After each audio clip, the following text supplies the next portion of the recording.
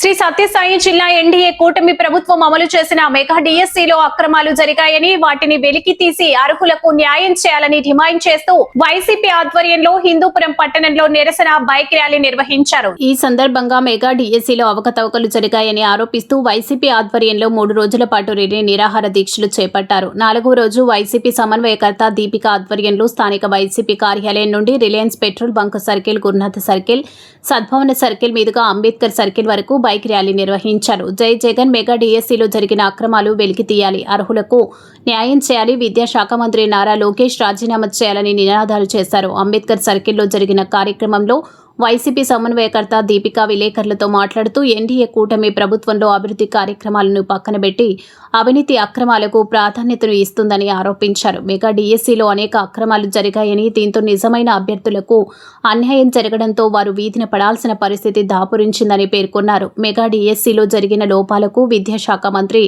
నారా లోకేష్ బాధ్యత వహించి వెంటనే రాజీనామా చేయాలని ఆమె డిమాండ్ చేశారు. అయితే మోసం అనేది జరిగిందో మేము దాన్ని ఖండిస్తున్నాము. మీరు ప్రభుత్వ స్కూల్స్ ఏదైతే ఉందో దాన్ని చూసుకుంటే దాంట్లో కూడా స్టూడెంట్స్ అనేది ప్రతి సంవత్సరానికి తగ్గుతున్నారు. ఆ శాతం అనేది ప్రైవేట్ స్కూల్లో ఎక్కువ అవుతున్నారు.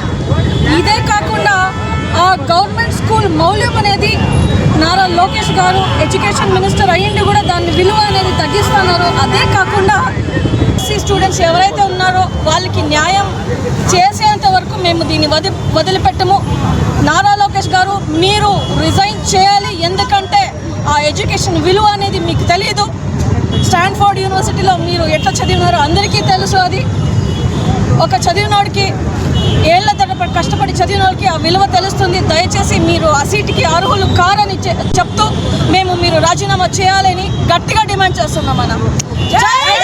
పార్టీ ఆధ్వర్యంలో డిఎస్సీ విద్యార్థులకు జరిగినటువంటి అక్రమాలపైన, మోసాలపైన బైక్ ర్యాలీ నిర్వహిస్తున్నారు.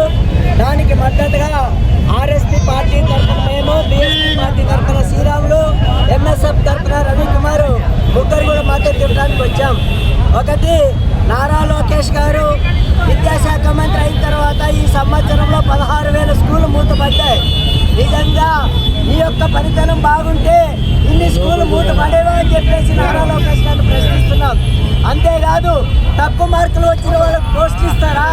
ఎక్కువ మార్కులు వచ్చినటువంటి వాళ్ళకు పోస్ట్ లేదని చెప్పేసి మానేస్తావా? ఇదేనా నారా లోకేష్ నువ్వు నేర్చుకున్న విద్య అని చెప్పేసి అడుగుతున్నాం.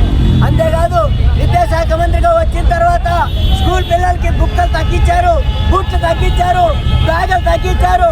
మరి మీరు ఏంటి పద్ధతిగా చేస్తున్నారు? ఏది నైతికంగా చేస్తున్నారు? సమాధానం చెప్పాలా? ఈ రాష్ట్ర ప్రజలకు